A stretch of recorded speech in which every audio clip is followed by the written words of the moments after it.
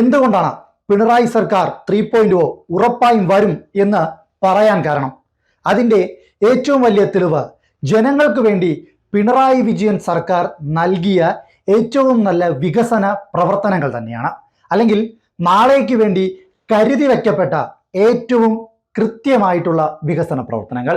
ഇത് നിങ്ങളോട് പറയുന്നത് ഒരിക്കലും ഞാനല്ല, മറിച്ച് നിങ്ങൾക്കിടയിൽ തന്നെയുള്ള സാധാരണക്കാരിൽ സാധാരണക്കാരനായ ഒരു പൗരൻ തന്നെയാണ്.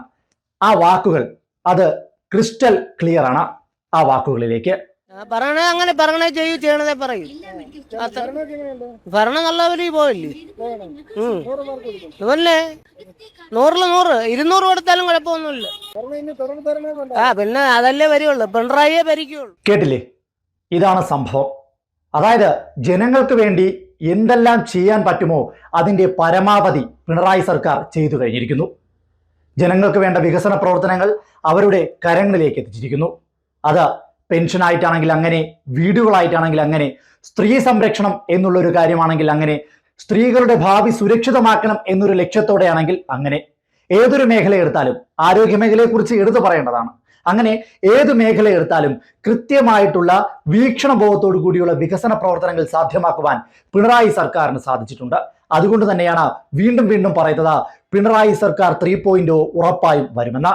ഒന്ന് ചിന്തിക്കുക, 10 വർഷങ്ങൾ പിണറായി വിജയൻ എന്ന മുഖ്യമന്ത്രിയുടെ കീഴിൽ കേരളം കൈവരിച്ച വികസനങ്ങൾ, കേരളം കൈവരിച്ച വിജയങ്ങൾ, അതെല്ലാം പിണറായി സർക്കാരിന്റെ വിജയത്തിന്റെ ഏറ്റവും വലിയ തെളിവുകളാണ്. അതിനപ്പുറത്തേക്ക് എന്തുകൊണ്ട് 3.0 എന്നൊരു ചോദ്യത്തിന് അതിന്റെ ഉത്തരവും പിണറായി സർക്കാർ തന്നെ നിങ്ങളോട് പറഞ്ഞു തരും. കാര്യം, ഭാവിയിലും കേരളം സംരക്ഷിതമായി മുന്നോട്ട് പോകണമെങ്കിൽ, സംഘപരിവാർ ശക്തികളുടെ കയ്യിൽപ്പെടാതെ എങ്ങനെയെങ്കിലും ഭാരതത്തെ സുരക്ഷിതമായ ഒരു കവചത്തിനുള്ളിലാക്കണമെങ്കിൽ ഉറപ്പായും പിണറായി സർക്കാർ തന്നെ വീണ്ടും അധികാരത്തിൽ വന്നാൽ മാത്രമേ സാധിക്കുള്ളൂ എന്ന് ഇവിടുത്തെ ജനങ്ങൾക്കറിയാം. ഇപ്പോൾ UDF-നുണ്ടായ വിജയത്തിലൂടെ അവർ തന്നെ പ്രഖ്യാപിക്കുകയാണ് ഞങ്ങളിൽ 10 പേർ മുഖ്യമന്ത്രിയാകുമെന്ന്. അതായത് മുഖ്യമന്ത്രി സ്ഥാനത്തേക്ക് ആരാണ് വരേണ്ടതെന്നുള്ള കൃത്യമായിട്ടുള്ള തീരുമാനം പോലും എടുക്കാൻ കെൽപ്പില്ലാത്തൊരു പ്രസ്ഥാനമായി കോൺഗ്രസ് മാറിയിരിക്കുന്നു.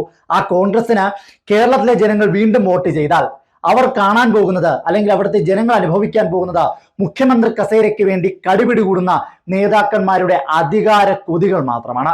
അത് കൃത്യമായി ഇന്നത്തെ കേരള സമൂഹത്തിനറിയാം. അതുകൊണ്ട് തന്നെയാണ് സാധാരണക്കാരായ ജനങ്ങളോട് കോൺഗ്രസിന്റെ PR മൈക്കുകളുമായി വരുന്ന മാധ്യമങ്ങൾക്ക് മുന്നിൽ ജനങ്ങൾ തുറന്നടിക്കുന്നത് ഉറപ്പായും പിണറായി സർക്കാർ വീണ്ടും വരും, പിണറായി വിജയൻ സർക്കാർ 3.0 സാധ്യമാകും, അത് ഞങ്ങളുടെ ആവശ്യമാണ്, ജനങ്ങളുടെ ആവശ്യമാണ്, വികസനം ആഗ്രഹിക്കുന്ന, സംരക്ഷിതമായ ഒരു കേരളത്തെ ആഗ്രഹിക്കുന്ന ഒരു സമൂഹത്തിന്റെ ആവശ്യമാണെന്നവർ 100 വട്ടം പറഞ്ഞു വെക്കുന്നത്.